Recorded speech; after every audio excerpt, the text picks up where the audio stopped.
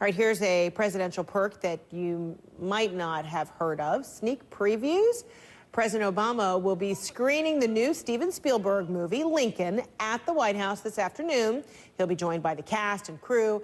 The movie set to release tomorrow follows our 16th president, Abraham Lincoln, in the waning days of the Civil War. But some critics are saying Hollywood and history aren't on the same page. CNN entertainment correspondent Corrine Winter has more.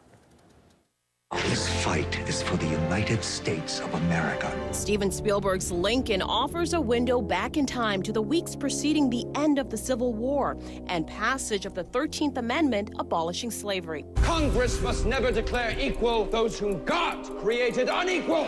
But for some critics, the movie's limited snapshot of Abraham Lincoln's presidency paints an incomplete picture of history. As cinema, it's very, very good. As history, I'm a historian.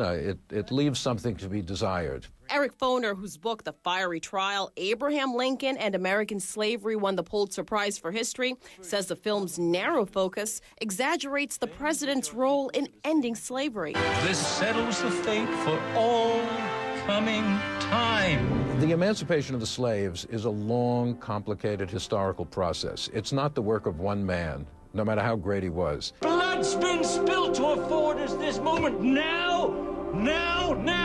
It was not Lincoln who originated the 13th Amendment. It was the abolitionist movement. It's only in the middle of 1864 that Lincoln changes his mind and decides he's in favor of this amendment. Acclaimed screenwriter Tony Kushner based the movie's script in part on Doris Kearns Goodwin's best-selling book, Team of Rivals.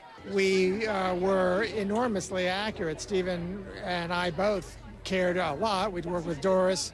We worked with a couple of other Lincoln historians. What we're describing absolutely happened. It's not a question of being wrong, it's just inadequate. It gives you the impression that the ratification of the 13th Amendment is the end of slavery. Slavery is already dying at that moment. In fact, he says if the 13th Amendment had not passed in January 1865, Lincoln had pledged to call Congress into special session in March.